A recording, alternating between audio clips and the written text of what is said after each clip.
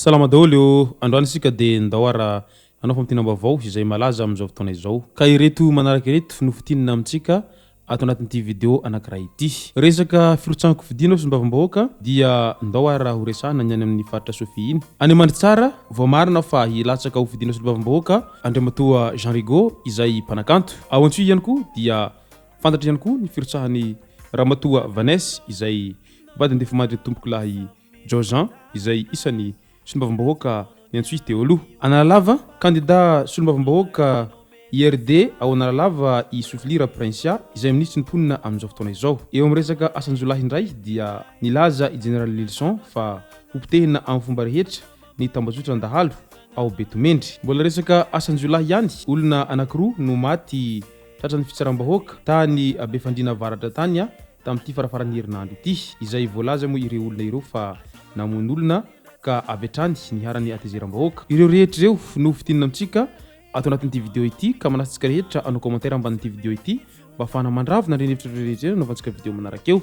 Manasitsika ihany koa ilaiky ny vidéo antsika ary azadino ny miabone amin'ny chaîne antsika mba afahanareo manaraka tsy tapaka ny vidéo izay lefa nisy tamatagazy toy izao ny fanaovana azy. Tsy ampendrely isika fa avetrany tonga dia vavany ndahary. Nalaza tamin'ny faraparan'ny herinandro iny fa voasambotra zandaro avy ao amin'ny vondrom-paritry Antsohihy indray Ingia Jarson di Gerson izay betsaka ireo naneho ny heviny momba azy fa indrindra ny fivoahany taom-ponja avy tany Antananarivo.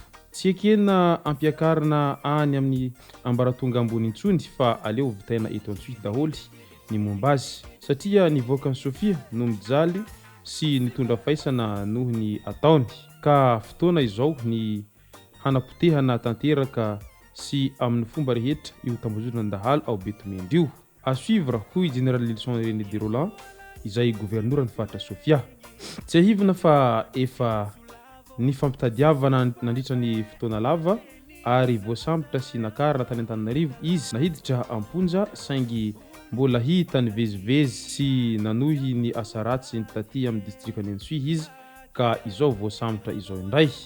Asa raha ho tafavoaka ihany arahantsika eo ny mety hotohiny. Manoloana an'izay tsy fandrimpahalemana sy ny asandahalo zay dia voalaza fa nanafika sy namono raim-pianakaviana iray miandro vokatra any Antsaha tao amin'ny fokontany Ankobakobaka komina Morafeno ireo olona roa izay maty nitetehiny fokon'olona tao an-tampon-tanànan'ny Befandriana Avaratra. Raha ny fampitamba vaovao ray dia notafihiny ireto olona ireto ny fianakaviana miandro vokatra eny Antsaha tao Ankobakobaka komina Morafeno. Novonoiny ireo teo mason'ny vady aman-janany ilay rangahy ary noentin'izy ireo ny omby ampolony sy ny vola rehetra izay tahiry tao an-trano. Rehefa vita ny fandeveniny raim-pianakaviana izay nisy namono dia nokaroan'ny fianakaviana ireto olona ireto.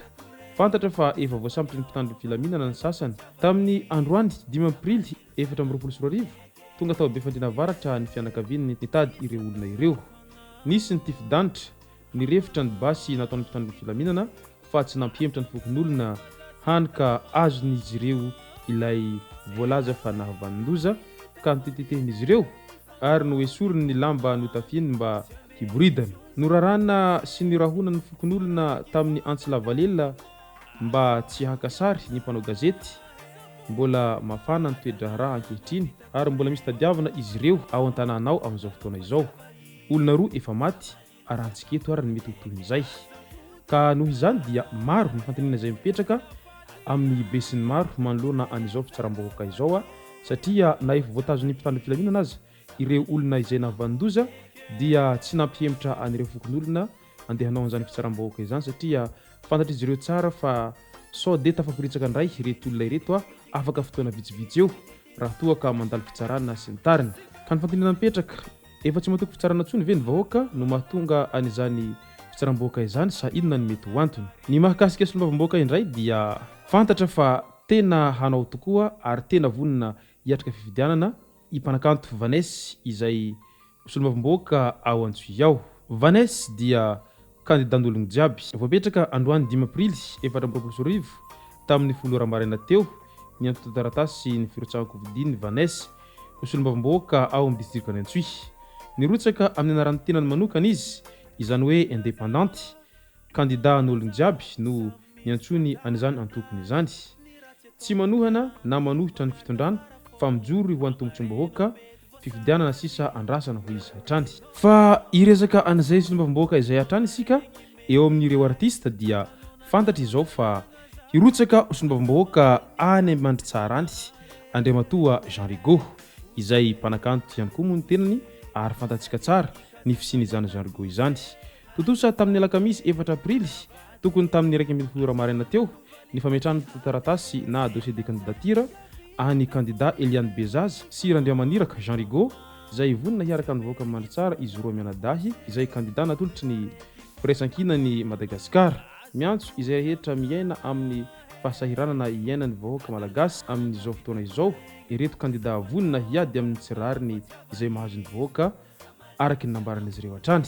Mbola eo amin'ny lafiny izay fifidianana izay hatrany dia any Analalava vahoaka maro no tonga nitsena ny fahatongavany Ramatoa Soifilira Prinsia tao Analalava tamin'ny androany 5 aprily 2020 izay fantatra fa hirotsaka fidiana sy nombam-bahoaka amin'ny anaran'ny vondrony politika IRD any an-toerana izy ary efa tafapetraka ao amin'ny vondrony mahaleo tena misahana ny fifidianana Analalava ny taratasy izay firotsahako fidiny.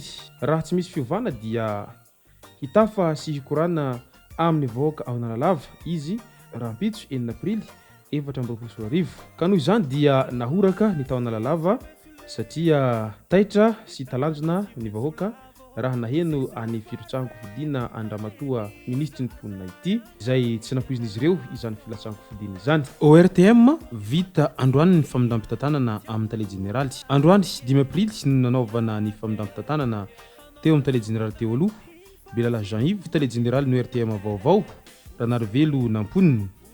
Nanamafy nandritrany izany ny ministra fa mila haverina ny soatoaviny malagasy manana adidy sy ny hainao manjery mpanjakana hamerenana ny malagasy ho anaty gony iray mba tsy hifandrafy sy ho voazarazara ny tambazotra tserasera.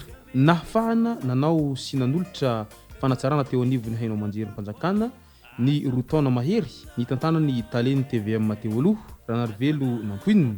Andraikitra fa tsy voninahitra ny toerana mahatale generaly midika izany fa mavesatra ny lanja eo antsoroka ho izy hatrany. Anisan'ny nisongadina tamin'izany ny fiovany habiazy ny TVM. Teo koa ny fahafahana mampita mivantana ny zavamisy ao an-toerana ny fahatombombana ny vaovao an-tsary na ny tamin'ny lafiny teknika na ny votoatiny.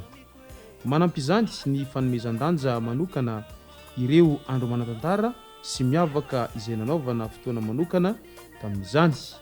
Fandarana 420 no noforonina nandrisany 30 volana ny tantanany taleny TVM teo aloha. Toerana 20 no niara voaraikitra tonga taonosy nandritra ny lalonnosy.